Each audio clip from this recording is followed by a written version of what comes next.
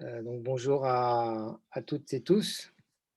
On se retrouve pour une nouvelle émission de Tenir debout, toujours sur le même principe, donc un thème qui vous a été proposé et qui va être introduit ce soir par José Gonçalves. Donc je le laisserai se présenter et introduire le sujet. Un petit temps de réflexion pour chacun d'entre nous pour identifier en quoi le propos introductif de José fait écho à notre propre expérience de chacun. Et puis on pourra ensuite lancer le temps d'échange et de dialogue entre nous sur la manière dont cette question de ce soir, donc je l'ai pas encore dite, donc je vais la dire, c'est que veut dire être présent. Donc cette question-là, comment elle fait écho à notre propre expérience professionnelle, personnelle, et la manière dont on vit cette question-là de la présence, en particulier dans ce moment très, très inédit, et dans cette forme d'ailleurs de rencontre très inédite aussi. Donc un temps d'échange, un petit temps sur, au bout de ces échanges, qu'est-ce qu'on conserve, qu'est-ce qu'on consomme tout de suite, donc qu'est-ce qu'on met dans notre sac à dos, qu'est-ce qu'on retient d'utilisable et de consommable tout de suite, et puis qu'est-ce qu'on met dans les échanges, qu'est-ce qu'on met aussi au frigo, comme question qui mérite d'être approfondie, d'être creusée, comme question qui interroge, qui, qui intrigue. Et puis pour terminer ce temps, un temps de synthèse qui sera mené par Sandro ce soir. Voilà, pour terminer à 18h30 comme prévu. Bonsoir aux derniers arrivants. Et puis, José, si tu veux prendre la main, tu as la main et la parole. Merci Thierry. Donc, bonjour à toutes et tous. On pourrait dire merci de votre présence. Alors, je vous propose de prendre une minute à l'écoute de ces quelques mots de Gaston Bachelard que je vais mettre aussi dans la discussion, pourront peut-être nous servir un peu plus tard. Et je vais les lire entrecoupés de silence, juste pour laisser un peu comme un écho en nous. Donc, c'est un texte qui date du début des années 30. Pour comprendre l'œuvre que nous expliquons, il faut se pénétrer de la totale égalité de l'instant présent et du réel. Si mon être ne prend conscience de soi dans l'instant présent, comment ne pas voir que l'instant présent est le seul domaine où la réalité s'éprouve? Il faut la mémoire de beaucoup d'instants pour faire un souvenir complet.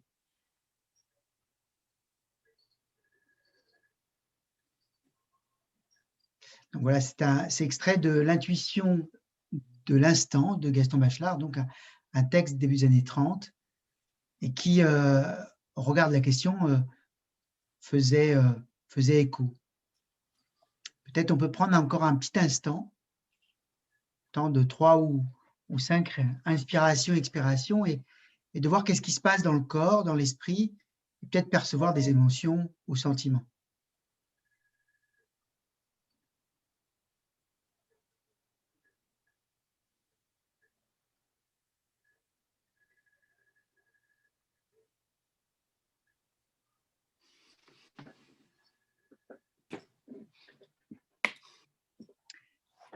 Donc merci. Toujours une expérience d'expérimenter le silence sur une radio ou sur un média audiovisuel, mais on pourra en reparler.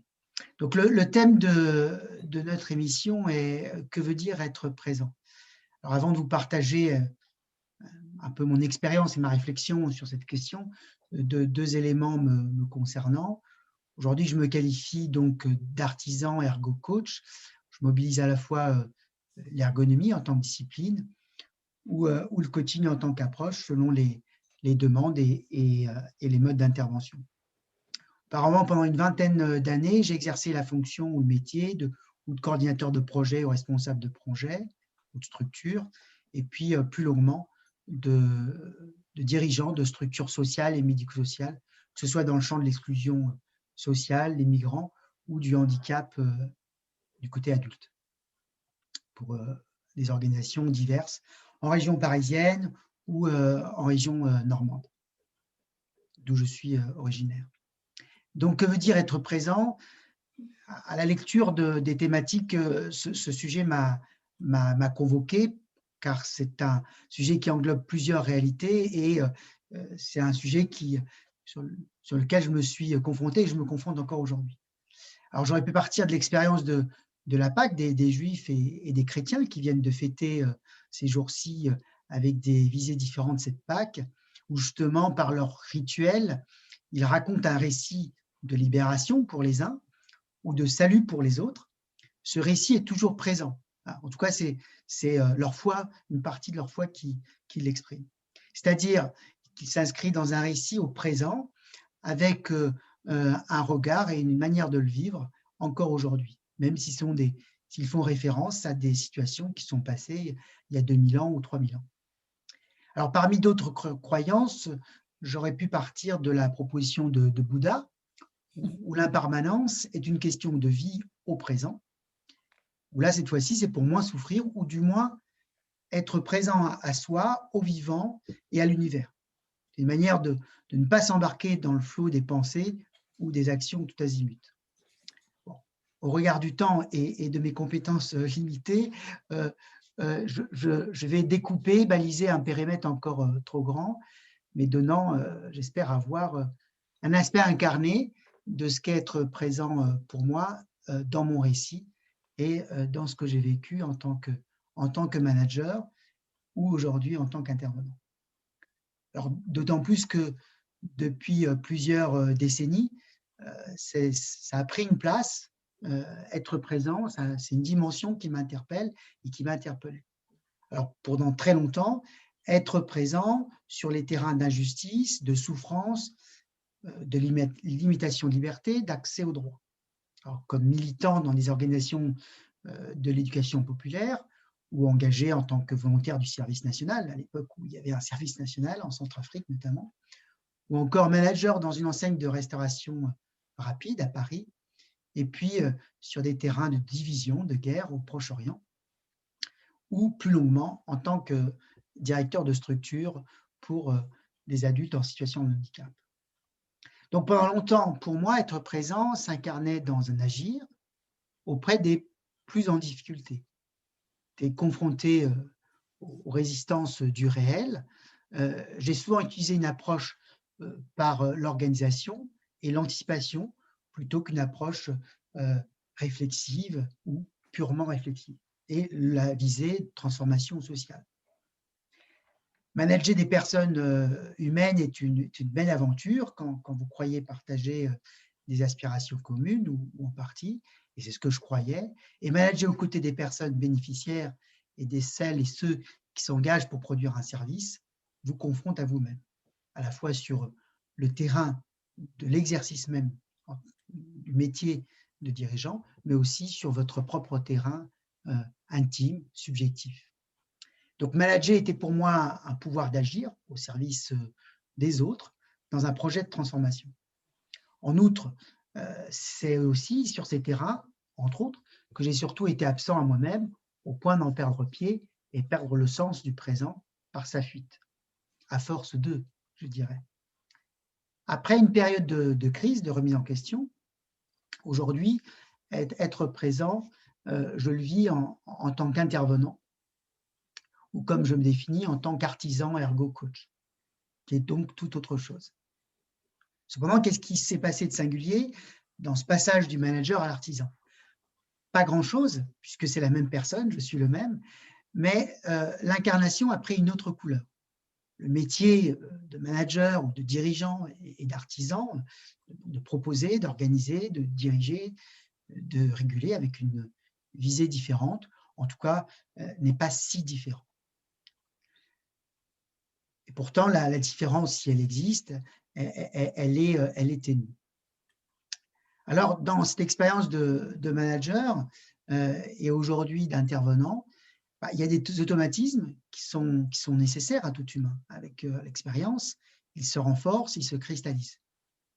Normalement, se développe un geste métier permettant de faire face, et c'est ce que j'ai cru pendant très longtemps, avec des automatismes dans des contextes qui m'ont convoqué dans l'acte même de manager, où peu à peu, en tout cas c'est la lecture que j'en fais aujourd'hui, presque 10 ans après, l'acte même s'est détaché du corps au travail. Et quelque part, projeté dans un futur supposé agréable, mais toujours avec l'expérience d'une transformation sociale, me coupant avec, ou voire me fermant au corps présent. Alors aujourd'hui, le fait d'être à la fois à distance et partout met peut-être en exergue la question de la présence dans un contexte, une présence fictive, distanciée, ou une présence habitée autrement. C'est une question qu'on pourra peut-être aborder. En tant que manager, je participais à un collectif de métiers, de dirigeants au point de vue régional et au point de vue national, puisque j'étais la dernière expérience était au sein d'une grande organisation, et on partageait des expériences de collectifs de pairs, où peu à peu, en tout cas dans ces années-là, dans ce contexte-là, s'est coupé avec un certain réel, un certain contexte, en tout cas le contexte de ceux et celles que nous managions, en tout cas qu'on pouvait plutôt être dans une forme d'organisation et de réflexion stratégique plutôt contre qu'avec. Aujourd'hui, le contexte pandémique n'est-il pas aussi manipulé pour décider encore plus sans l'ensemble des acteurs? En tant qu'intervenant, je peux le constater parfois. À l'époque, en tout cas à un moment, mon état de santé intérieure, à la fois un équilibre ténu entre ce que j'y mettais et ce que cela m'apportait, exigeait de prendre du temps de réflexion, de compréhension, au-delà de tâches automatisées et prescriptives, dans le cadre de mon métier. Peu à peu, ces automatismes ont pris le dessus sur la réflexion et donc sur le prendre soin à la fois de moi-même et dans un récit avec d'autres. Aujourd'hui, la disponibilité des esprits et des corps, du fait de l'incertitude, en tout cas de la situation, l'incertitude qu'on redécouvre mais qui fait partie de la vie, n'est-il pas d'autant plus engagé dans un présent absent par la dispersion des personnes sur les médias diversifiés et accessibles par les écrans? Il nous arrive, en tout cas, d'observer qu'on peut être sur plusieurs médias à la fois sur un même écran. Bon, ces constats concernaient le manager que j'étais, mais aussi ont un lien avec l'observateur, l'artisan, l'intervenant dans le contexte actuel des organisations de travail depuis un an, mais aussi des réflexions qu'on peut mener ici ou ailleurs, ou en tant qu'élu dans un conseil municipal. Donc ce déséquilibre qui peut être croissant entre la présence à soi et aux autres, exige une présence, un ancrage au réel qui, par essence, résiste à ce que je veux ou ce que j'ai prévu et m'interpelle. Or, face à la difficulté, en tout cas à l'époque, j'étais confronté à mon propre récit, exigeant de mieux me connaître, de comprendre mon rapport au travail et davantage d'être présent à ce qui se jouait en termes de santé et de résultats au présent, et non uniquement au futur, sur un projet d'une transformation rêvée. Aujourd'hui, j'ai la conviction qu'en tant qu'intervenant, rendre le présent visible, comme une donnée parmi d'autres du travail, exige d'être présent sans pour autant se laisser embarquer par la réalité de l'organisation et de son système. L'équilibre est toujours fragile. Il s'agit de reconnaître ce qui se joue, et souvent reconnaître que nous n'avons qu'une partie de la réponse en tant qu'intervenant ou en tant que manager, et cela exige de l'écoute, de l'attention, de la confrontation. Et j'ai envie de dire, dans le contexte actuel, cela exige encore plus d'écoute, d'attention et de confrontation. Un dialogue à partir du réel et non d'abord sur l'anticipation des mesures à prendre selon la situation et qui sont dépendantes des mesures gouvernementales pour gérer la pandémie. Alors, comment se laisser surprendre sans s'emporter dans un activisme, ce que je constate encore aujourd'hui, nous éloignant du présent pour mieux cacher notre fuite ou sidération pour faire face aux enjeux du présent. En outre, être présent ne se décrète pas. Il exige introspection individuelle et élaboration d'un récit des instants des uns et des autres, pour construire les leviers et pour augmenter un pouvoir d'agir. C'est un peu ce que nous vivons, proposons en tout cas par le média Tenir debout. Enfin, c'est ce pourquoi je suis présent. Et que ce soit dans le management du travail à distance ou la définition des attendus des dirigeants concernant les nouvelles données dans le contexte pandémique, l'écoute renouvelée de toutes celles et tous ceux en activité, en présentiel ou à distance, sans oublier celles et ceux déclarés vulnérables, immobilisés chez eux, ce qui est le cas depuis un an, une partie des hommes et des femmes au travail sont chez eux sans pouvoir travailler, du fait de leur vulnérabilité. Ces éléments, à la fois personnels et professionnels de mon parcours, de ma trajectoire, peut-être peuvent faire écho à cette pensée d'Ignace de Loyola. Si tu t'intéresses au particulier, tu auras accès à l'universel. Alors, je vous remercie. Et pour continuer peut-être ce temps et introduire 2 questions. En écho des phrases de Gaston Bachelard, donc, que j'ai mis dans la discussion, mais aussi en écho avec sa propre expérience. Comment savez-vous que vous êtes présent à l'instant? Et puis la deuxième question, en quoi être présent aujourd'hui, en temps de Covid, dans vos activités, au travail ou ailleurs, interroge nos manières d'être présents. Alors, est-ce une difficulté ou est une opportunité? Donc, en écho des phrases de Gaston Bachelard, comment savons-nous que nous sommes présents à l'instant? Et en quoi être présent aujourd'hui, en temps de Covid, dans nos activités, au travail ou ailleurs, interroge nos manières d'être présents? Est-ce une difficulté ou une opportunité? Merci. Merci beaucoup, José. Donc, peut-être une ou deux minutes de réflexion pour chacun d'entre nous, là, pour commencer à essayer de réfléchir aux 2 questions posées par José et puis la manière dont son texte fait écho à vos expériences personnelles. Et puis ensuite, on engagera la discussion.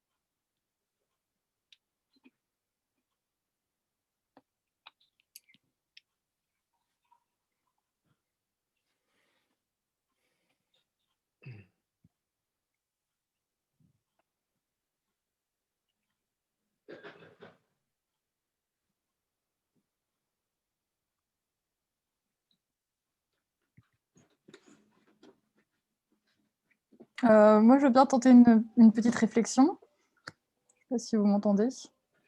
Si, je vous entends. Bonjour à tous. Du Du coup, moi, je suis Marianne Rivière, je suis intervenante en prévention des risques professionnels. Et je pense que ma définition d'être présent, c'est beaucoup connecté à, du coup, à être présent dans son corps et à la capacité à écouter ses rythmes justement biologiques aussi surtout, et savoir quand est-ce qu'il est temps de souffler, de réfléchir ou le temps d'agir. Et c'est une réponse rapide que je fais. Et du coup, par rapport au Covid, je pense que le fait qu'on soit bousculé un peu incessamment par des influences extérieures, c'est comme si on était de plus en plus coupé de nos ressentis et qu'on devait sans cesse s'adapter et prendre sur son corps pour. Et donc, en fait, en quelque sorte, c'est comme si on était obligé de se déconnecter de soi, quoi, et qu'on était de moins en moins présent. Voilà. Peut-être juste, Marianne, en Oui. quoi cette période particulière, elle vous semble, est-ce que vous pouvez l'illustrer? En quoi ça vous semble rendre plus difficile l'écoute de son corps dans cette période si particulière? Pourquoi? Je pense que c'est difficile dans le sens où c'est une période qui casse des dynamiques mises en place, enfin, et du coup des flux dans lesquels on est. C'est-à-dire, par exemple, sur le mois d'avril, des rencontres qui étaient prévues ou des moments qui étaient prévus. C'est comme si c'était des dynamiques on a investi de l'énergie dedans et d'un coup, toute cette énergie, elle retombe et ça crée des vides en soi peut-être ou enfin, moi, c'est ça qui me vient.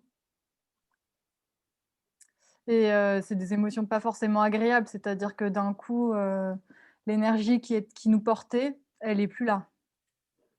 Ou alors, il faut la réinventer, ou alors d'un coup, l'énergie, qu'on a investie, en fait, il en faut encore plus. Bon. Voilà ce qui me vient. Est-ce qu'il y a d'autres réactions? Alors, vous pouvez vous signaler soit directement en faisant un petit coucou de la main ou d'une manière plus sûre dans le conversé en écrivant parole pour que je repère bien votre souhait de prendre la parole.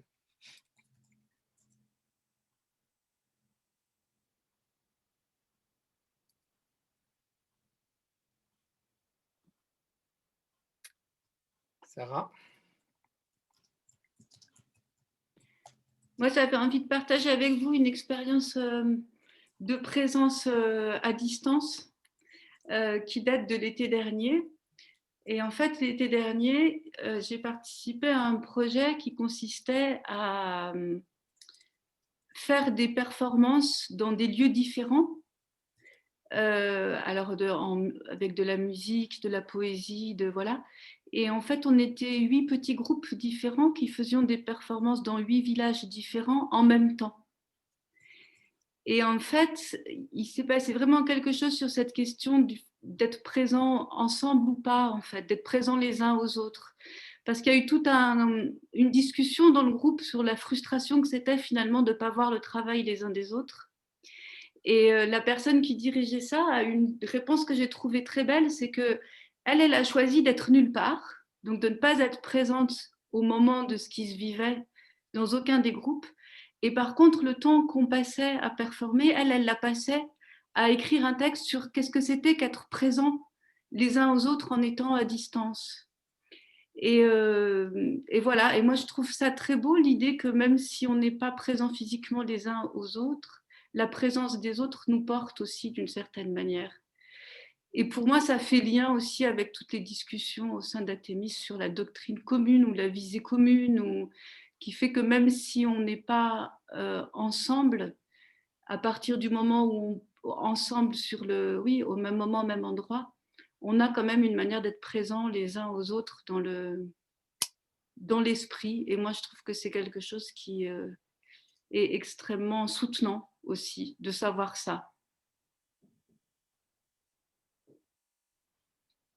Ça veut dire que la présence aux autres, elle passe pas directement par la présence au corps. C'est ça. Et en même temps, je pense que ça se travaille, c'est-à-dire qu'il ne suffit pas de le dire. que ce truc, moi, ce que je trouve très beau dans ce truc d'écrire là-dessus pendant que ça se passait, c'est que c'était aussi une manière de réaffirmer ça et de le restituer pour après et de le conforter pour la suite aussi, d'une certaine manière. Et, enfin, ouais, moi, j'en ai tiré cette leçon-là, que c'est aussi quelque chose qui se travaille. Et pourtant, je suis complètement d'accord avec ce que vient de dire Marianne sur l'importance de cette question de la présence du corps. Mais il me semble qu'il y a une vérité dans les deux choses. Voilà.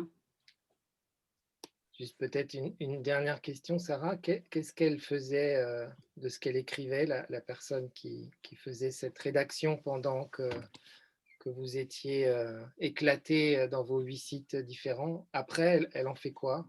Elle nous l'a restitué. D'accord. Elle nous l'a restitué.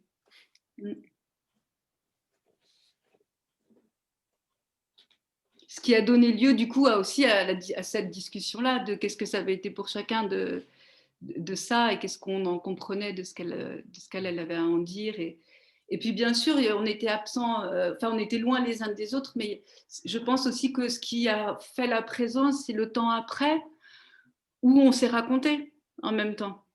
Et c'est là où je dis j'ai l'impression qu'il y a quelque chose qui est de l'ordre du travail et du processus aussi, que le fait d'avoir pu se raconter chacun ses moments différents, on a refait une histoire commune. Enfin, il y a l'histoire du récit là-dedans aussi, du récit commun à construire. Et que du coup, ça fait partie de l'histoire commune sur laquelle on peut appuyer une nouvelle histoire après. Ok. Merci, Sarah.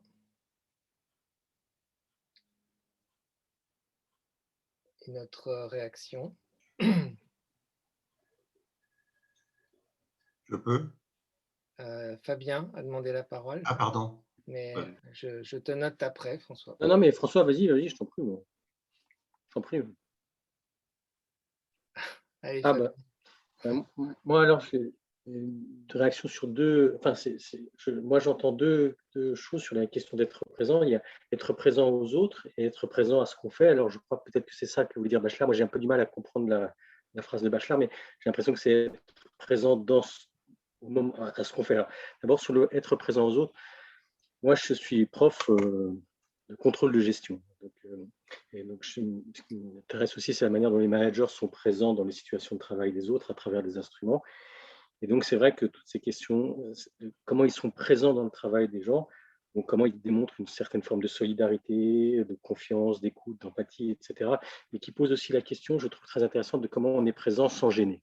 C'est-à-dire qu'il y a aussi la présence qui fait chier, quoi. C'est-à-dire comment on fait pour gérer cette présence non encombrante. Et moi, ce que j'ai vu un peu dans les échanges dans les entreprises dans lesquelles je continue à intervenir pendant le Covid, c'est comment est-ce que cette présence de l'absence, cette absence-présence, je ne sais pas très bien comment dire, qui essaye d'exister pour entendre, pour soutenir, etc., comment elle ne devient pas gênante. Donc, moi, c'est une question aussi qui m'intéresse. Mais l'autre point, peut-être, sur l'exposé qui vient d'être fait, enfin, ce qui m'a pris par surprise, ça fait écho, moi, à mon expérience de prof. Et alors, je sais moi, j'ai une expérience de prof là pour la première fois devant des amphis 300 personnes, donc j'ai même pas les caméras. Donc je parle tout seul devant moi, c'est-à-dire devant mon écran, devant ma photo pendant 3 heures, tout seul.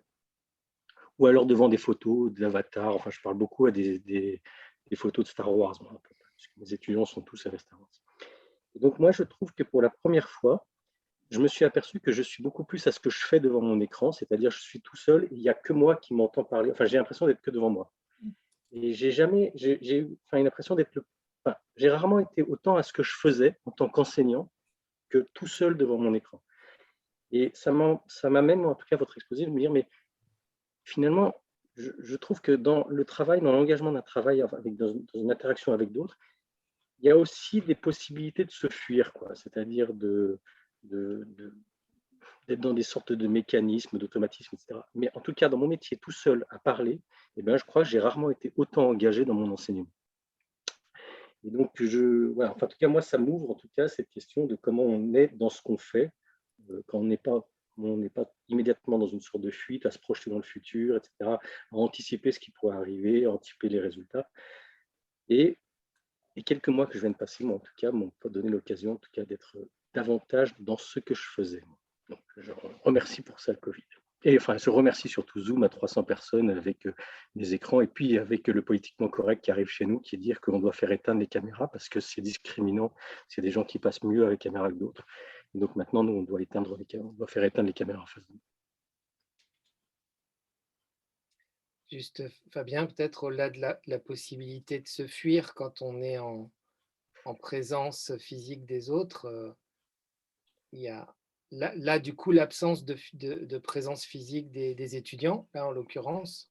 Oui, c'est-à-dire qu'en fait, pour moi, la question, c'est surtout la dimension de la mise en scène. C'est-à-dire que le travail avec des autres, alors en l'occurrence, dans une situation de salle de cours, c'est encore plus flagrant, mais il y a une dimension de mise en scène, quoi. Donc la mise en scène, c'est aussi une manière pour moi de se fuir, quoi, de jouer un rôle. On est tout seul devant sa caméra, surtout quand on sait que tout est enregistré derrière. Il y a un travail quand même là-dessus où il faut être dedans, quoi, hein. Il n'y a plus moyen quand même de, enfin, comme diraient mes étudiants, de pipoter. Ok. François, tu veux prendre la suite? Je ne l'avais pas prévu comme ça, mais puisque Fabien vient d'intervenir, je peux rebondir aussi. Moi, je pense que la présence, ce n'est pas la question du rapport à l'autre, spécialement. C'est au monde en général. Et moi, ce qui me parle, en tout cas, c'est que la présence, c'est la disponibilité, donc la capacité à capter, à ressentir, à vivre, à être dans ce qui se passe. C'est donc une disponibilité à l'histoire qui se déroule. Et j'y ajoute que je prends souvent cette citation de Jacques Girin, il s'agit d'être disponible à l'histoire qui m'intéresse à travers ce qui se passe, parce que dans ce qui se passe, il y a plein d'histoires possibles, et il y a donc les histoires qui m'intéressent. Ce qui veut dire que dans la présence, il y a la mobilisation à la fois d'un passé, et puis il y a une visée qui sélectionne dans ce qui se passe ce qui intéresse, ce pourquoi je suis là, ce que j'en attends, ce que je veux en faire. Et il me semble que la présence, c'est l'organisation de la capacité plastique de captation, de saisir l'occasion dans ce qui se passe dans l'événement, dans l'instant. Alors, par exemple, dans ton exemple, ce que je trouve intéressant, c'est j'entends très bien ce que tu dis. Mais la question, c'est est-ce que ce qui se passe, c'est un cours ou est-ce que c'est l'expression de ta pensée tout seul? Autrement dit, quelle est la place de l'autre dans ce que tu racontes? Et de fait, si on peut imaginer que c'est ce que tu racontes qui compte, on peut imaginer que ça compte quand même, mais que les autres sont présents dans ce que tu dis, dans la façon dont tu les saisis, y réponds, y ajustes, de sorte que c'est pas, tu fais pas une leçon, sauf si tu fais une leçon justement, tu l'ajustes à un public, comme au théâtre, si tu joues tout seul ou si tu joues. Donc là, c'est, est-ce que ce que raconte l'occasion du Covid, c'est ton positionnement par rapport à ce que veut dire enseigner en hypothèse, et qu'à ce moment-là, la mise à distance te recentre, tu n'es pas distrait. Alors que dans la vie commune, tu ne pourrais pas manquer de prendre argument de machin ou de truc, en fait d'être distrait, qui te gêne. Et auquel cas, le fait qu'il soit loin t'aide. Et ça précise, qu'est-ce qui t'intéresse en fait? Et encore une fois, je vois, il n'y a pas de critique à ça en soi, mais dans cette hypothèse-là, la possibilité de ne pas se laisser distraire de ce qui compte et qui est fondamentalement ce que tu as à dire à travers une pensée qui est dans une réflexivité à bride courte de soi à soi, quoi. Ça s'entend très bien.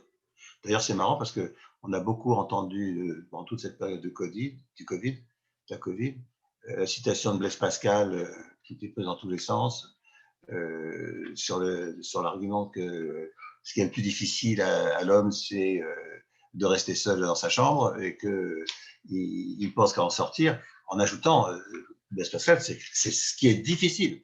Et en même temps, c'est ce qu'il faut espérer. Donc, il indiquait bien qu'on était mis dans une situation qui nous mettait dans une grande difficulté, mais en même temps comme une occasion peut-être d'avancer dans cette capacité à rester seul, tranquille, dans sa chambre, d'un soi à soi, qui est en fait, d'une certaine manière, la situation du sage, du méditant, du moine, qui ne se laisse pas distraire, mais pas, qui trouve en soi l'accès au monde. C'est en fait la modalité de la prière, d'une certaine manière.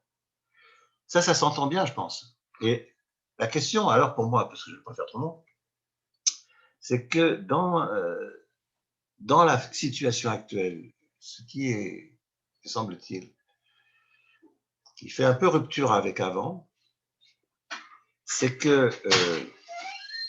on a d'un côté un brouillard des sources. Je peux juste interrompre. Non, je ne peux pas. Je suis en train de parler. Ah ben, je le rappelle tout à l'heure. Je suis en train de... Est-ce qu'il peut vous rappeler tout à l'heure, monsieur? On m'appelle pour une possibilité de vaccin. Parfait. Et bon, sur le numéro qui s'affiche là. Tu es présent où alors, François? On est présent dans ce qui se passe. Excuse-moi. Non, mais t'inquiète, vous inquiétez une pas. proposition de vaccin qui, comme dans les temps qui courent, ça se dispute au marché noir.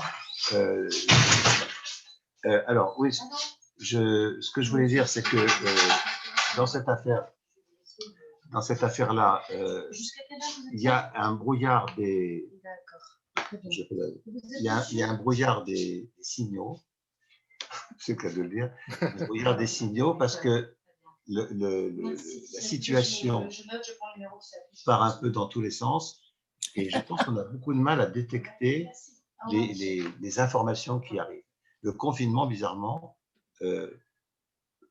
rend assez difficile à lire ce qui se passe.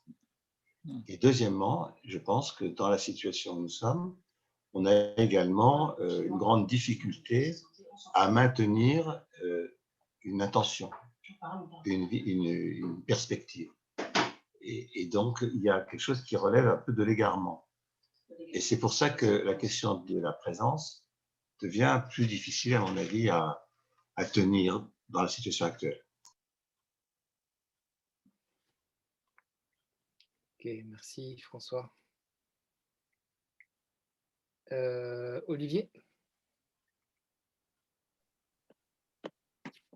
Bon, j'ai du bol, je me suis fait vacciner, je ne veux pas être dérangé.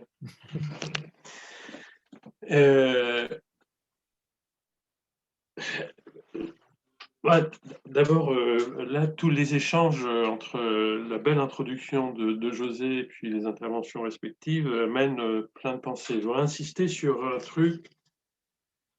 À vrai dire, j'ai presque envie de réagir à ce qui s'est dit, mais je ne vais pas le faire parce que c'est trop chaud. Il y a une intensité de ce qui s'est dit qui m'a assez fait réfléchir. Et moi, ce qui m'étonne dans la situation là que l'on vit, notamment du travail à distance, je rencontre des personnes pour qui travailler à distance, c'est mieux, d'une certaine manière.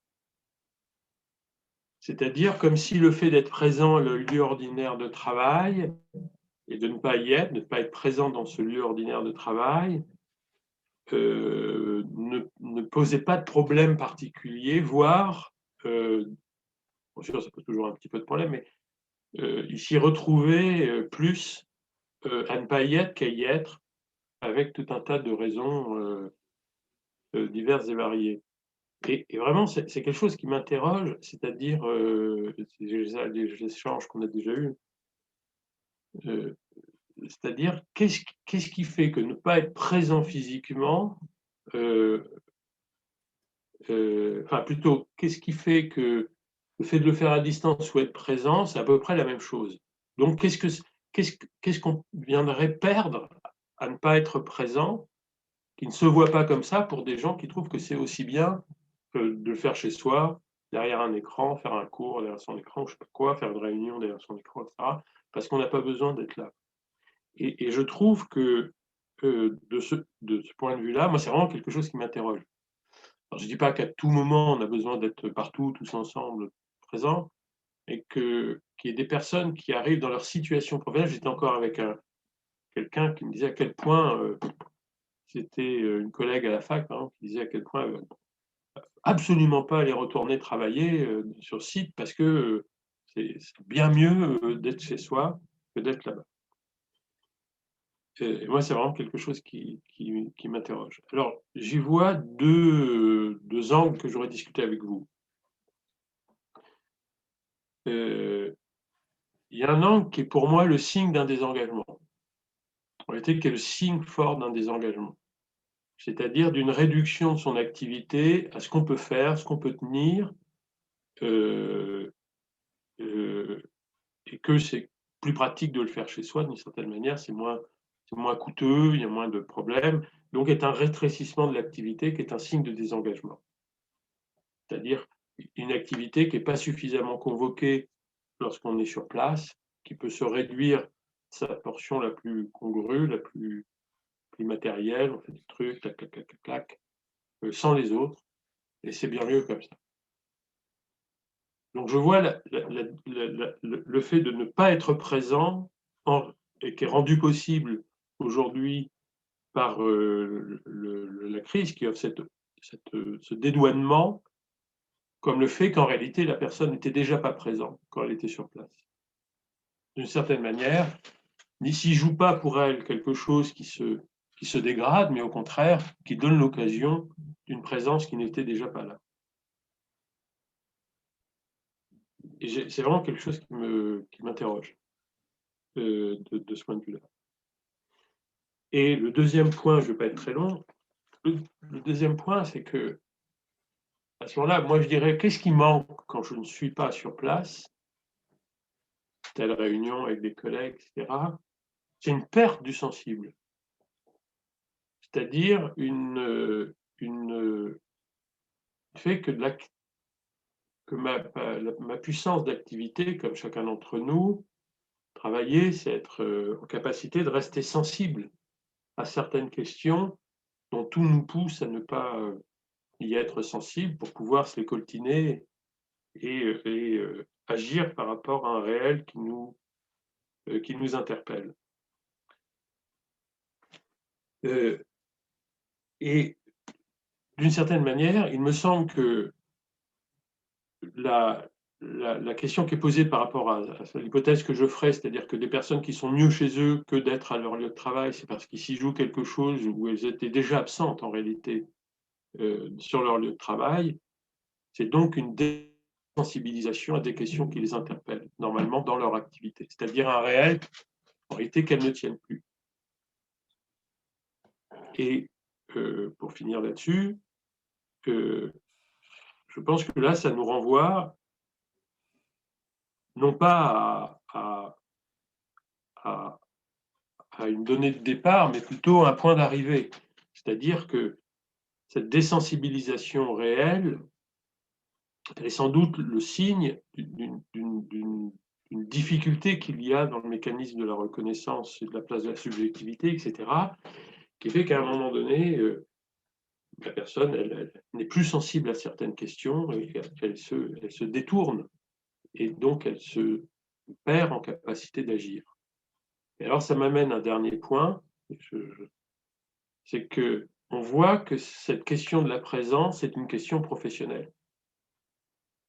C'est-à-dire, j'ai vraiment apprécié les échanges et notamment ton introduction, José, où tu montrais, et j'ai trouvé la formule qu'a introduit Fabien, entre la présence aux autres et la présence à soi, mais je rajouterais d'une certaine manière la présence à ce que l'on fait de ce qu'on doit tenir dans son travail.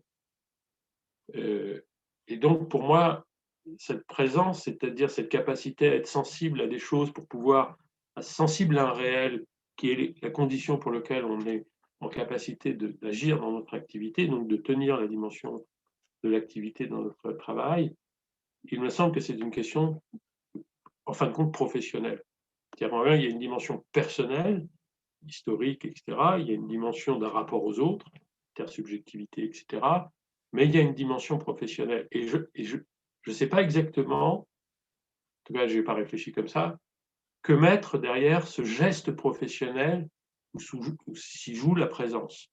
On voit bien, par exemple, que si on fait les trucs, c'est bien que des gens qui sont très, très fragilisés dans leur travail, pour différentes raisons, on sait qu'elles sont plus sensibles à ce qui advient aux cris, aux chahuts dans la classe, à l'étudiant qui écoute ou qui fait autre chose, au malade qui a tel teint blafard ou telle luminosité dans ses yeux, dans son regard, etc., etc. On voit bien que c'est le fait de ne plus voir tout ça, c'est ça qui empêche de bien faire son travail d'une certaine manière. Donc voilà un peu les réflexions, c'est un peu touffu, mais c'est vos échanges qui m'ont rendu, ont complexifié mon analyse. Donc je vous en remercie. Sandro, tu voulais prendre la suite? Oui, en fait, c'était une réaction au témoignage de Fabien. Cette situation de l'enseignement, ça me fait penser peut-être moins à la question de la distance que la question de l'enregistrement qu'évoquait Fabien. Parce que je pense qu'il y a ça aussi qui peut perturber cette qualité de la présence. C'est le fait que le média distanciel permet d'enregistrer. Et il me semble que ça a un effet alors sur la qualité de la présence qu'on a dans le moment où ça se passe. Et je dirais qu'il y a deux situations. La première, effectivement, ça m'a évoqué un peu cette expérience personnelle des étudiants qui demandent de pouvoir enregistrer pour les absents, mais aussi au cas où les personnes présentes auraient à s'absenter. Et ça se comprend, hein. Après, ça peut être justifié pour des étudiants qui ont des jeunes enfants à la maison. Mais du coup, ça fragilise effectivement. C'est comme si la possibilité d'enregistrer permettait de s'économiser l'exigence, là, dont on parle, d'être présent avec cette qualité de la présence à soi, de la présence aux autres, de la présence à ce qui se passe. Voilà, donc ça, c'est dans mon expérience de l'enseignement avec cette question de l'enregistrement, c'est ça, en fait, qui me fragilise dans cette qualité pour moi, qui me pose comme ça un doute, qui me fait douter de la qualité de la présence, de l'écoute des personnes, comme ça, avec cette possibilité ensuite de pouvoir toujours, dans un autre moment, reprendre les choses, comme si visionner un enregistrement relevait de la même chose. Et donc là, on perd effectivement tout ce qui, dans le registre professionnel, peut-être que vient d'évoquer Olivier, se joue en fait dans l'expérience de l'enseignement où, au-delà d'exposer un contenu, il y a aussi toute une capacité aussi à tenir une dynamique d'équipe, de l'animer, de sentir ce qui se passe, voilà. Et donc ça, c'est un peu dans un sens. Dans un autre sens, c'est aussi ma propre posture un peu quand je suis de l'autre côté de l'écran. Et comme ça, j'ai le souvenir, on avait parlé à un moment avec Sarah, en fait, de la tendance, comme ça, quand on ne peut pas participer à quelque chose, c'est pas grave, de toute façon, ça sera enregistré. Et donc, il a toujours la possibilité de rattraper des choses auxquelles on ne peut pas participer en temps direct parce que c'est enregistré et on verra plus. Et à un moment, formellement, ça ne tient pas, en fait. Parce que si on ne peut pas être présent, c'est qu'on n'est pas dispo. Et si on n'est pas dispo au moment où ça se passe, il y a des fortes chances qu'avec la multiplication de tout ce qu'on loupe et de tout ce qu'on potentiellement on pourrait rattraper, du coup, il y a quelque chose comme ça, d'une espèce de fantasme, d'ubiquité presque, du fait de l'enregistrement, en fait, de pouvoir capter, en fait, et de différer un peu cette fiction de la possibilité de différer l'instant, pour reprendre le terme de José, comme si on pouvait différer l'instant présent. Et donc, on peut être pris en fait dans ce piège de ce fantasme d'ubiquité ou d'une fiction comme ça, de quelque chose qui nous piège du coup. Et à ce moment-là, on risque du coup de louper aussi là où ça vaut le coup d'être présent dans la manière de faire des choix, de faire des arbitrages, de comprendre aussi ce que ça vaut la peine, voilà. Et du coup, ça me faisait penser à l'histoire tout à l'heure de Sarah, de son spectacle comme ça à différents endroits. Et effectivement, et on ne peut pas être partout en même temps. Et donc peut-être que la présence renvoie aussi à une fonction de limite. C'est aussi ce qui limite. Et ça me fait penser à une situation récente où je discutais avec une personne avec qui je travaille souvent, qui est une personne engagée dans la communauté de l'OFC et qui a comme ça, le sentiment d'être constamment débordée. En fait, il y a beaucoup de choses, elle n'arrive pas à suivre tout ce qui se passe. Et puis surtout, c'est dur, les relations, c'est dur en fait, parce que constamment, on est amené à relancer des personnes qui ne nous répondent pas, donc il faut les relancer constamment. Et donc, elle renvoyait cette idée que la coopération, c'est compliqué, c'est exigeant parce que ça demande énormément de temps. Et ça, je fais le lien maintenant comme ça. Et du coup, ma manière comme ça de lui répondre, c'est de dire, si à un moment ça ne répond pas, ça ne répond pas. Et donc, l'absence de réponse doit être aussi pris comme un signe de limite. Si ça ne prend pas, ça veut dire que peut-être ça ne vaut pas le coup là d'investir autant, d'attendre autant, d'insister, d'être tout le temps dans l'espoir que ça vienne du côté de telle personne avec qui on essaye de construire quelque chose comme ça. Et que la question de la coopération, là que je croise avec cette qualité de la présence, c'est aussi quelque chose qui doit nous aider à limiter. Et la coopération, on ne peut pas coopérer avec tout le monde, tout le temps, dans une intensité très forte. Donc, c'est aussi le fait d'être en capacité de poser à un moment une limite de ce qui est tenable dans le temps, dans l'espace, dans notre disponibilité, dans ce qui est possible aussi dans la relation à l'autre. Et donc, c'est une manière aussi d'accepter la limite.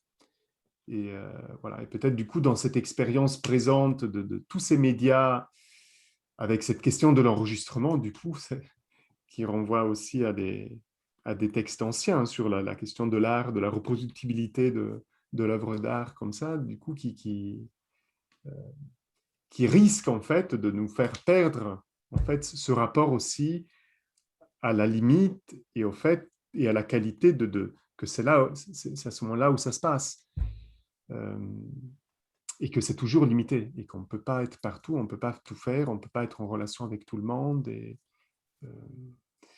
voilà. Et donc peut-être que ça renvoie aussi à ce que dit Olivier, c'est aussi du coup une question professionnelle de construire ce cadre en fait qui limite, qui permet aussi de produire des repères, qui permettent de choisir, de sentir et de repérer, de juger là où ça vaut le coup d'y être ou pas.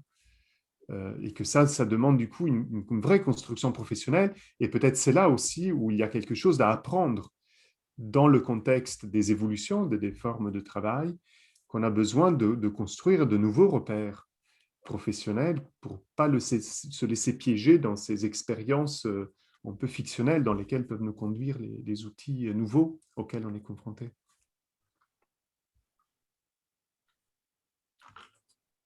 Jean-Marie, tu voulais prendre la suite?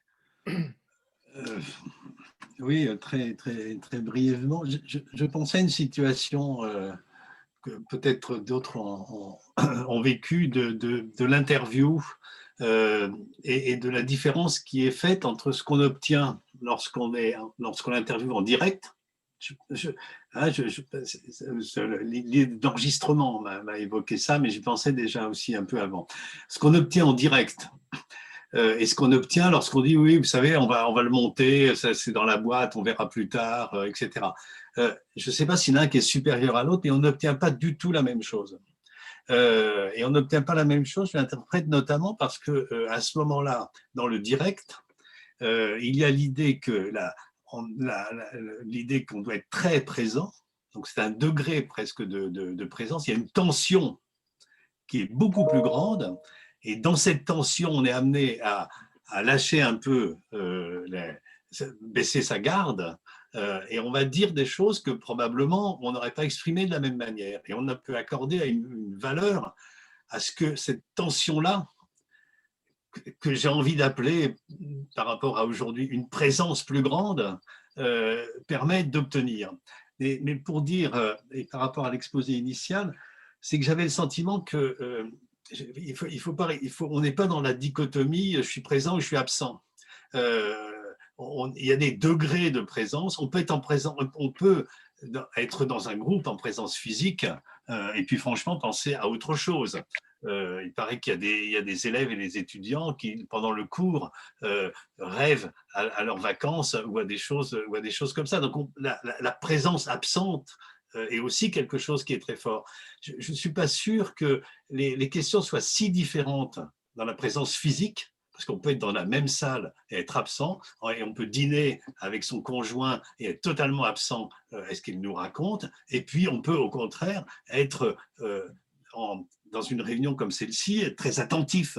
Il y a un degré d'attention qui est très fort à ce moment-là. Donc je sais pas, je conclue pas, mais j'avais envie d'introduire l'idée c'est très lié, non pas tant que ça à la présence physique, mais par contre à la situation, à l'intérêt qu'on lui trouve, c'est un peu ce que disait François aussi tout à l'heure, à ce qu'on va pouvoir en tirer, en faire, en tout cas de la situation, et qu'en fait on est sur des degrés. Il peut y avoir une présence très dégradée, qui veut dire aussi un engagement très dégradé, une attention très dégradée.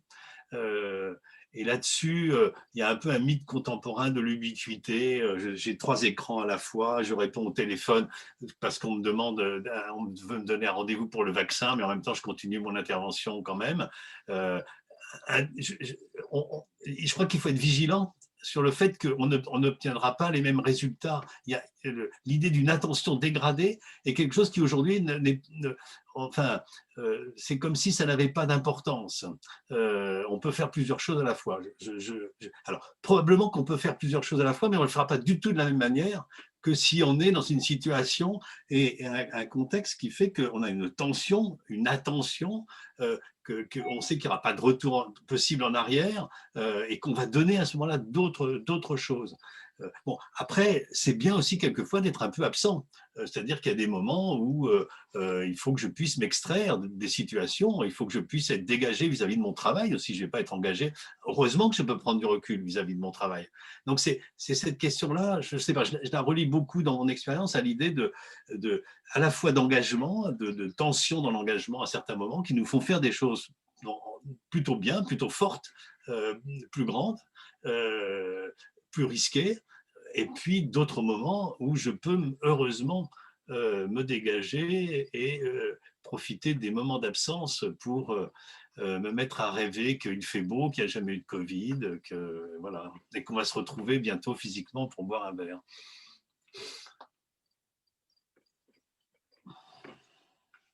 Je souhaiterais être présent ce jour-là. Olivier, tu voulais rajouter quelque chose?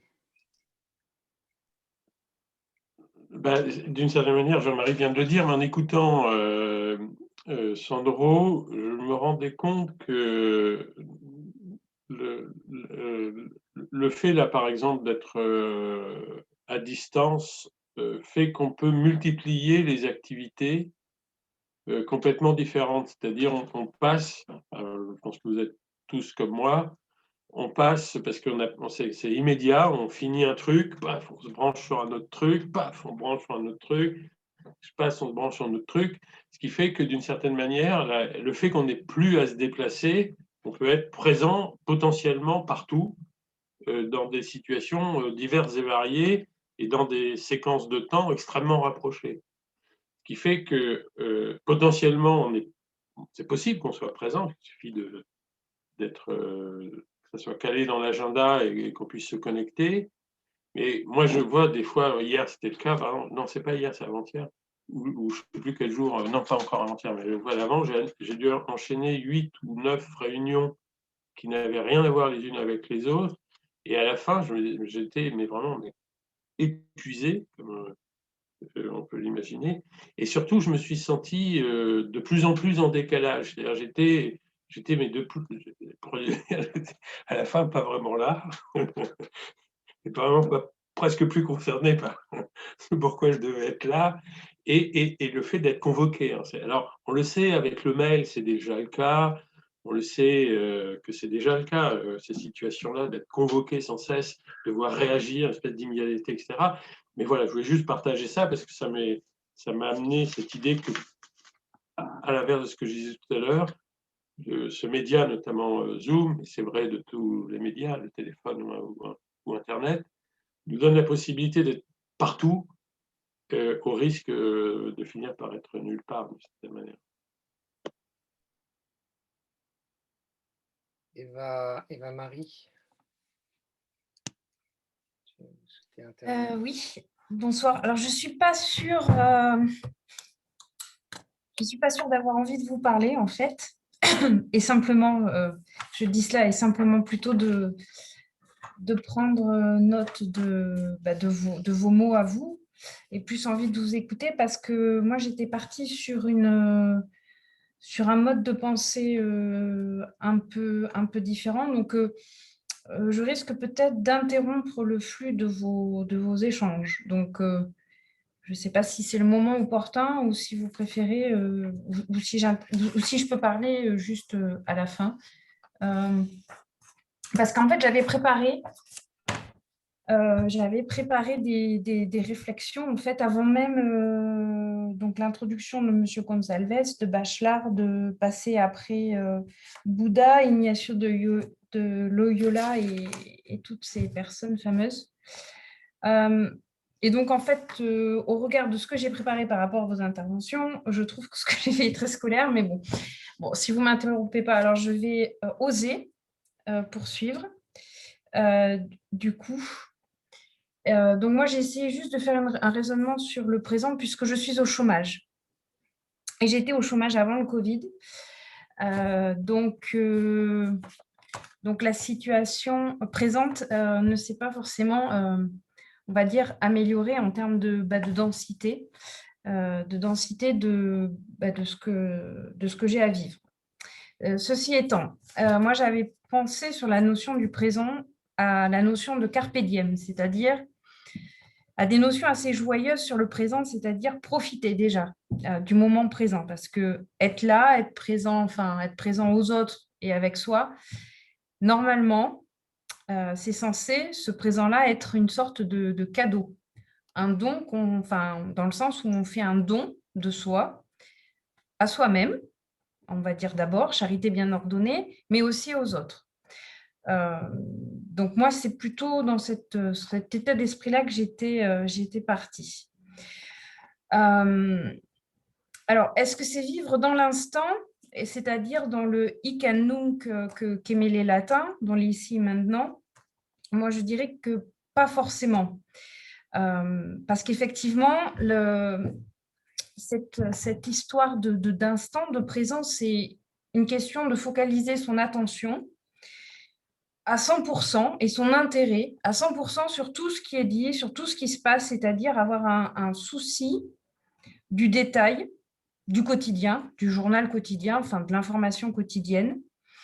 Et du coup, je me suis demandé, est-ce que c'est très rationnel, en fait, d'être focalisé sur tous les détails, c'est-à-dire d'être obnubilé, obsédé, parce que absolument rien ne nous échappe dans tout ce qui est dit, dans tout ce qui est fait, dans tout ce qui est démontré, dans toute l'interprétation, etc., de vouloir se saisir de tout, c'est-à-dire vouloir démontrer une emprise sur tout ce qui se passe, sur avoir la maîtrise, une influence sur ce dont on décide.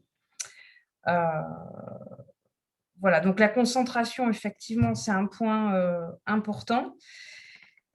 Et je pense que, donc là, j'ai mis des points de vue. Effectivement, je pense que dans le présent, dans l'instant présent, tout n'a pas forcément un intérêt. Voilà. Et effectivement, notre mémoire qu'on utilise lorsqu'on agit, et bon, bah, j'ose vous dire cela, hein, j'ose, eh bien, elle est faite effectivement, elle est construite de faits passés, qui est important pour nous dicter notre conduite dans le présent. Et effectivement, bah, l'idéal, c'est après d'avoir effectivement une vision pour savoir où on va conduire cet instant présent, qu'est-ce que ça va nous amener, en quoi cela va nous aider à forger notre avenir, notre futur, etc.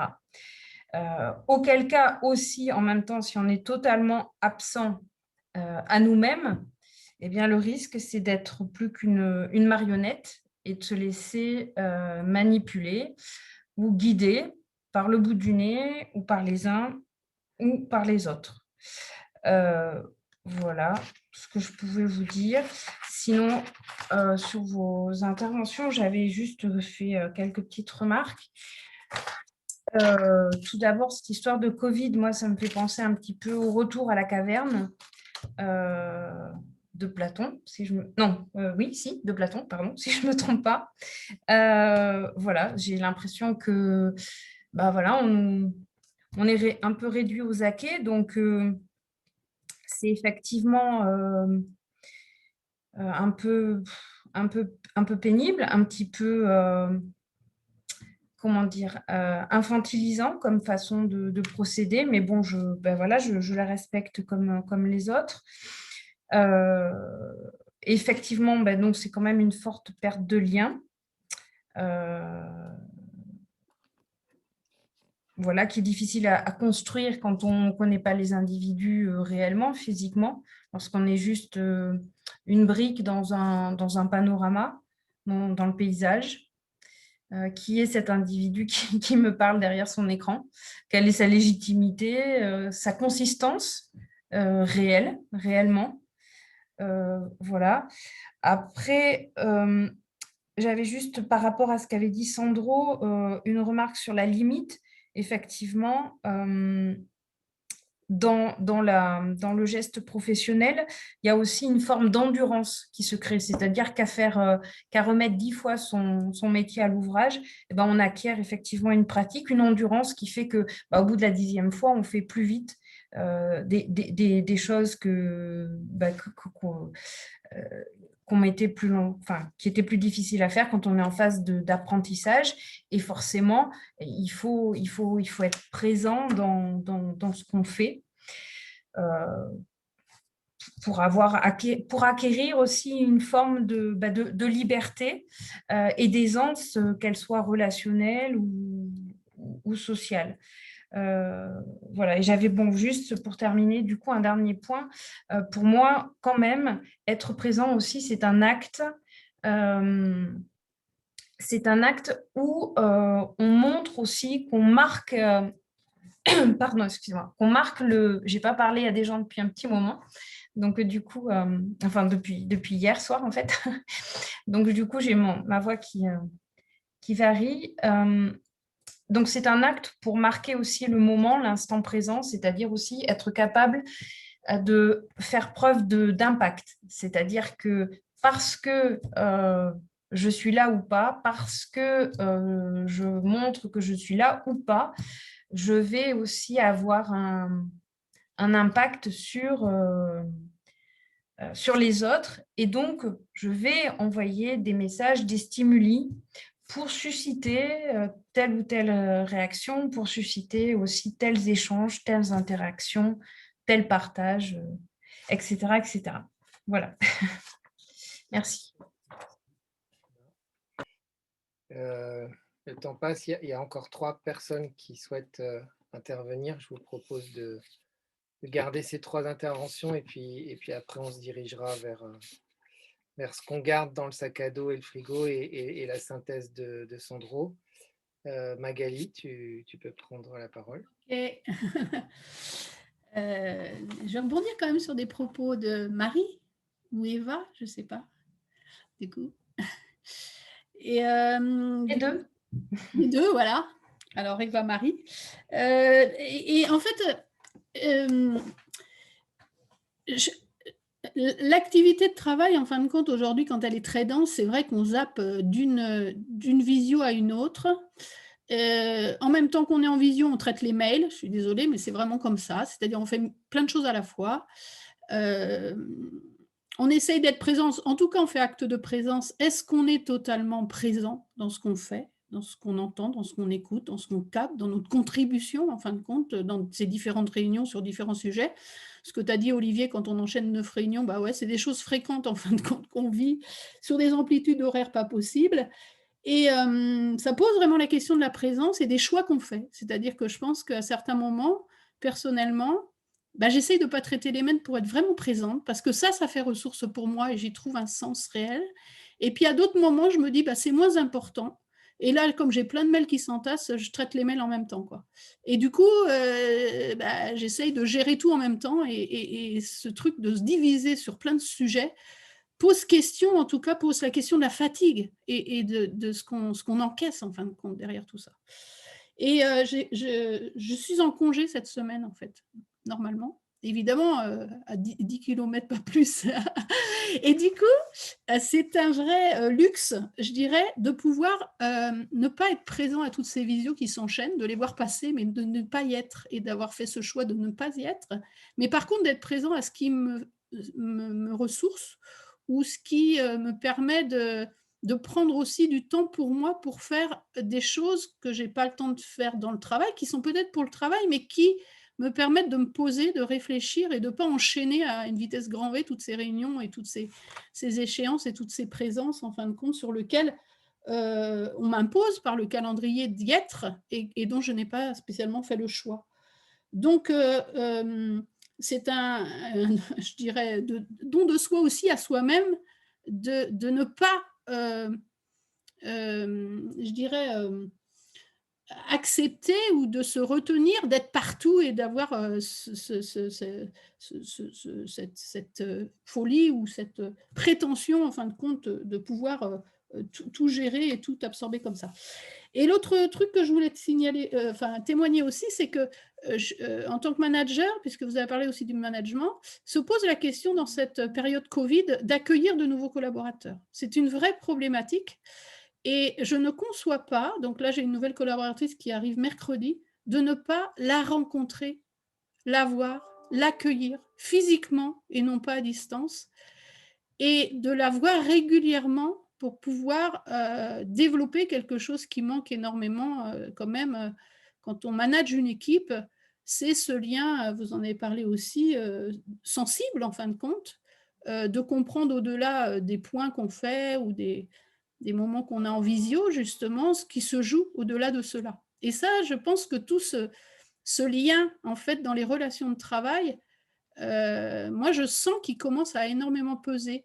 C'est-à-dire que malgré toutes les visios et les points sur des sujets bien précis qu'on fait, dans le travail se joue plein d'autres choses, dans les petits moments, dans le café, quand on mange ensemble, quand on se voit, quand on est dans un même bureau, qui font qu'on se transmet des informations qui aujourd'hui, on n'a plus en fait ce gras qui entoure un peu le dur, je dirais, mais qui fait qu'on se comprend mieux.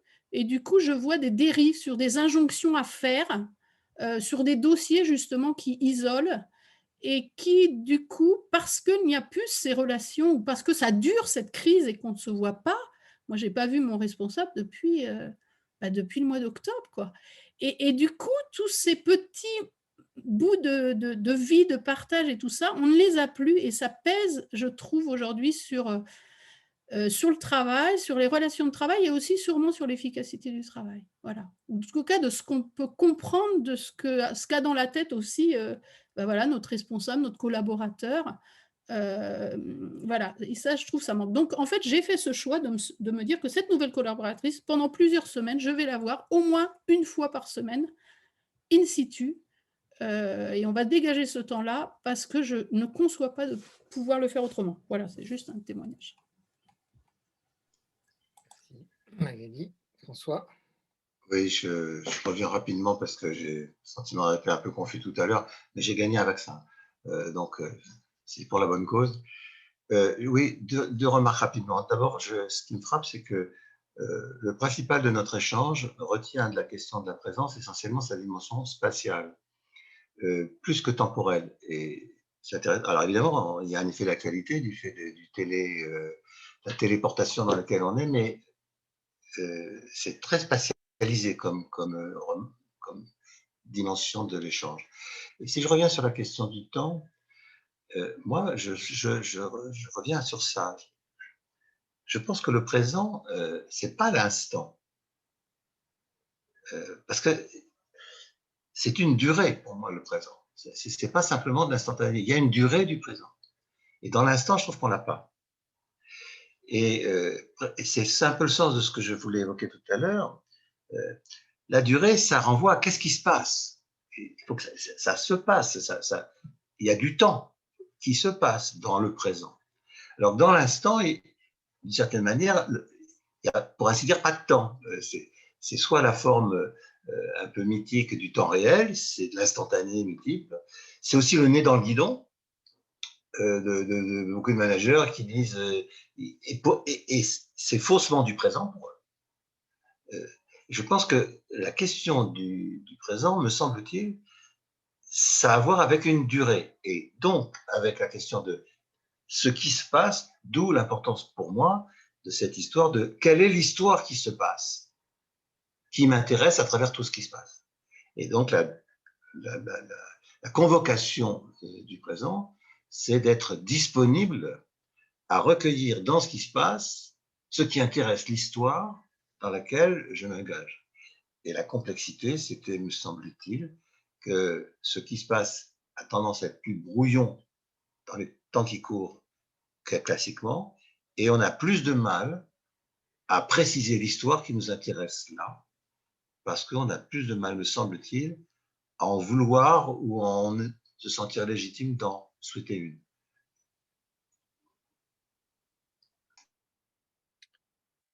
Fabien, tu veux... Non, ça va aller. Je vais me laisser du temps à la synthèse, excusez-moi. Ok, très bien, merci. Donc, je vous propose de souscrire au petit rituel habituel de fin de séance et d'inscrire dans le conversé ce que vous mettez dans votre sac à dos, hein, c'est-à-dire ce que vous retenez comme utile pour maintenant dans nos échanges, ce que vous estimez pouvoir être consommé, partagé tout de suite. Et puis ce que vous mettez dans votre frigo, donc plutôt ce qui a besoin de mûrir, autant qu'on puisse mûrir dans un frigo, mais, ou qu'on a besoin d'y repenser plus tard, ce qui appelle une réflexion plus approfondie, ce qu'on ne comprend pas encore vraiment. Voilà. Et puis pendant que vous faites ça, je vais céder la parole à Sandro pour qu'il puisse... Oui, tu as raison, Sarah, ce serait mieux garde-manger que frigo. On va changer le terme. Et puis, Sandro, si tu veux prendre la main pour la synthèse, quand tu veux. Donc, on a eu une rencontre très, très dense, très riche, grâce déjà à la belle introduction de José, qui a posé beaucoup de choses dans plusieurs formats, en fait, déjà en nous proposant une expérience, comme ça, de prendre ces temps de perception, et puis avec sa propre expérience, avec quelques propositions plus conceptuelles. Donc, pour essayer comme ça de dérouler un petit fil rouge de ce que moi je retiens de cette séance, ça, il y a 4 points en fait, pour essayer de caractériser ce qu'on s'est dit autour de cette notion de la présence. Le premier point, c'est un peu ce à quoi nous a invité José, c'est-à-dire identifier différents registres de l'expérience du présent à travers même le format de son exposé. Un premier registre est celui de la corporéité, de la sensation, de la posture du corps, des affects qu'on ressent. Donc c'est le corps et c'est le rapport au corps qui est une première dimension de la présence. Un deuxième registre qui est celui de la pensée, dans la manière de respirer par la pensée, donc d'avoir ces temps aussi d'élaboration. C'est la manière aussi d'accueillir une part d'étrangeté du réel. Dans ce rapport entre le fait d'accueillir du réel et puis d'être en capacité aussi de le réélaborer par la pensée. Donc Et le troisième registre est celui de la relation, du coup, qui a été très présent aussi après dans tous les différents témoignages. Et au-delà de la relation, la question du dialogue, c'est-à-dire la relation comme écoute de quelqu'un qui parle, comme intersubjectivité aussi de corps qui communique autre chose que juste par la parole, comme élaboration aussi d'une pensée collective, et c'est un peu ce qu'on fait ensemble. Et ça m'a rappelé aussi le terme qu'avait proposé il y a quelque temps Jean-Marie, le terme de la conversation pour caractériser ce qu'on fait ici. Et je trouve que du coup, ça donne une bonne qualité, une bonne manière en fait de caractériser cette manière d'être présent, de se parler, sans but précis, sans enjeu précis, mais en même temps avec quelque chose qui nous transforme et qui ça produit en fait, qui produit des choses, qui produit des effets. Voilà. Un deuxième point, c'est la manière de penser le contraire de la présence. Et il me semble qu'il y a plusieurs contraires qui apparaissent. Le plus évident, comme ça, surtout dans le contexte actuel, c'est l'opposition entre la présence et la distance, notamment à travers ces expressions du présentiel, du distanciel dans le champ du travail. Et donc qui renvoie plutôt à cette dimension spatiale, comme ça, qu'évoquait François pour proposer autre chose, hein, plutôt dans le registre du temps. Il y a une autre manière, en fait, un autre contraire de présence qui est l'absence. Et l'absence, et en fait, ce qui est intéressant, c'est en fait de voir aussi comment dans ces contraires, il y a comme ça, pour pas poser un peu une valeur en soi, mais qu'à chaque fois, en fait, il y a des modulations possibles, en fait. Donc, la distance, on voit à quel point ça pose problème et en même temps, elle permet aussi des choses. L'absence, aussi l'absence qui peut être aussi douloureuse. Et c'est même dans le récit de José, à un moment, l'expérience de l'absence à soi-même, de ne plus se retrouver, ça peut être douloureux sur le plan de l'expérience. Et en même temps, des fois, on a besoin aussi d'absence, aussi pour se reposer, pour se ressourcer. Et un autre contraire aussi est celui de l'éparpillement, de la dissipation, en fait, qui me semble un autre opposé de la qualité de la présence, qui renvoie à ce que François, à un moment, il parlait de brouillard, en fait, d'être perdu, en fait, dans un brouillard d'informations, ou dans ce que j'évoquais, dans ce fantasme d'ubiquité, de quelque chose où on est plus centré, on est perdu, en fait, un peu dans un nuage, une existence en nuage.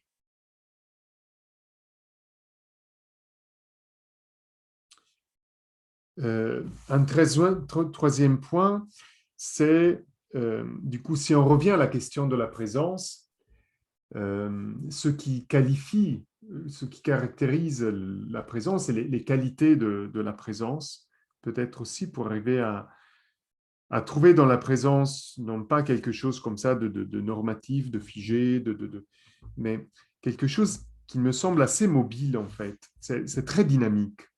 Et il me semble qu'à chaque fois, il y a des polarités, en fait, d'une dynamique de la présence. Alors, je n'ai repéré 3 comme ça.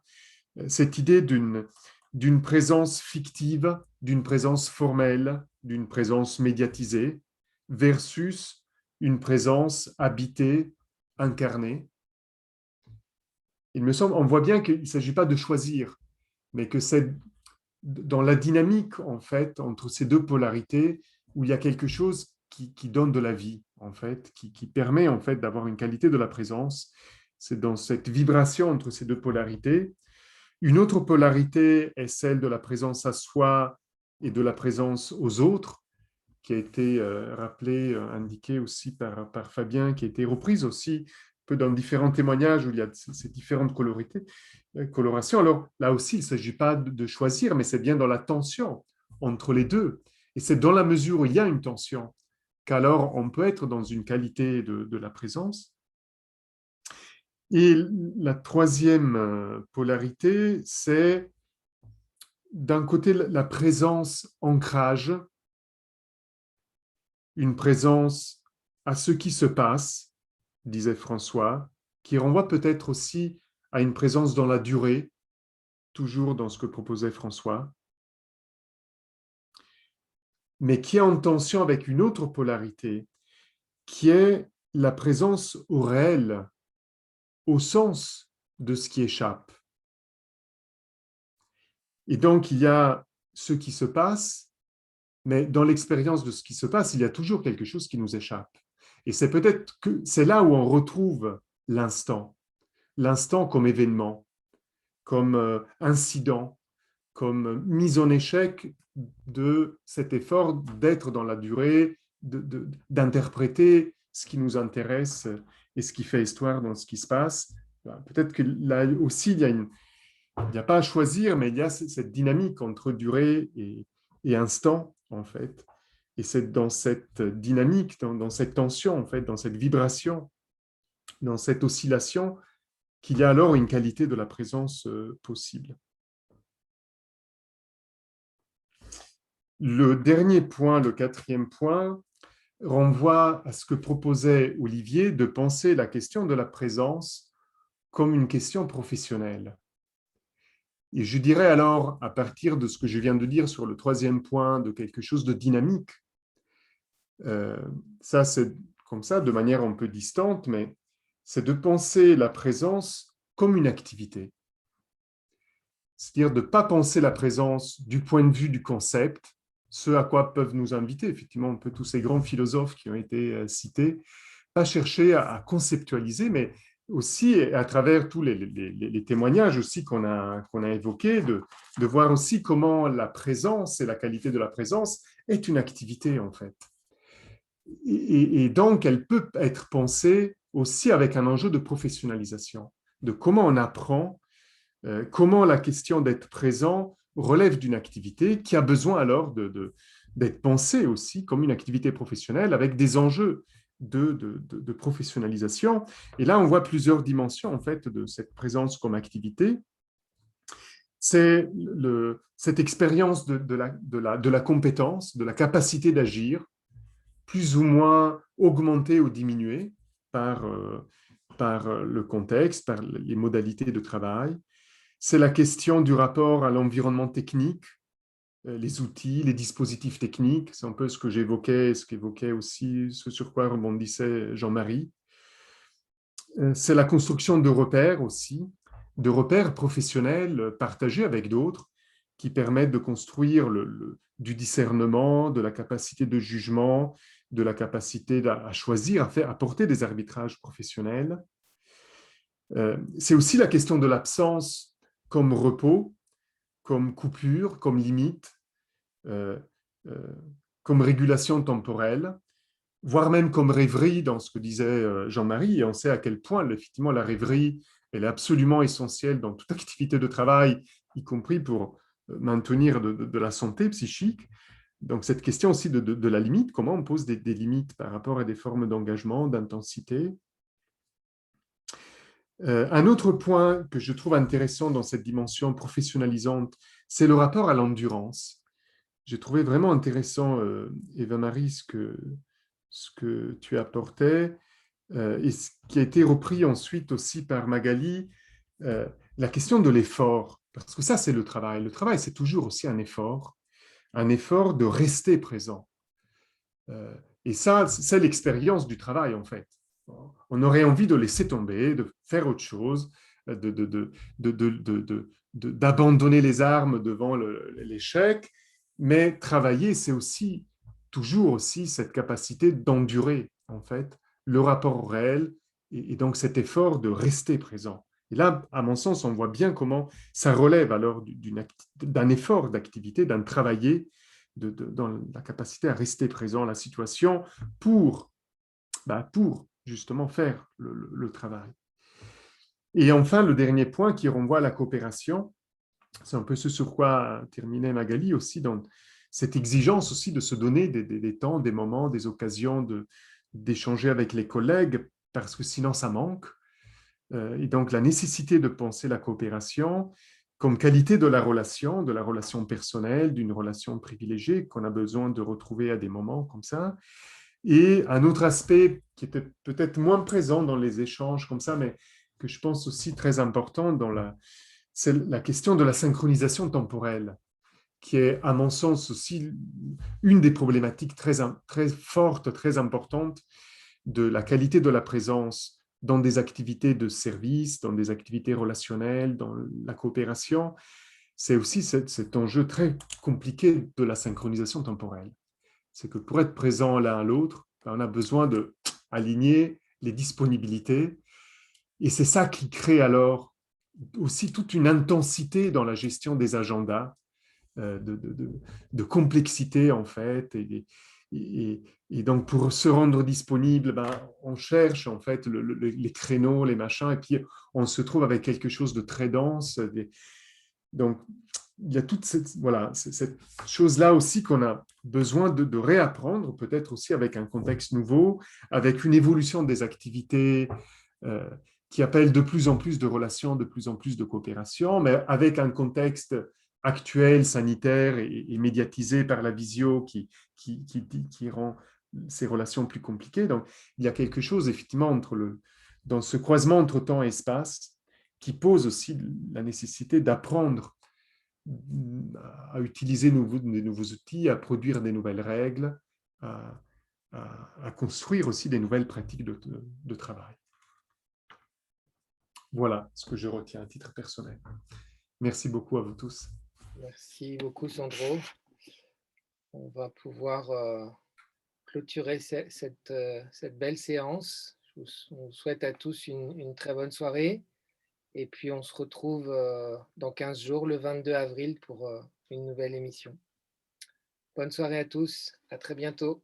Merci. Merci vraiment. Merci. Merci. Bonne soirée. À bientôt. Bonne soirée. Merci, José. Merci. Bonne soirée. Merci. Merci, au revoir.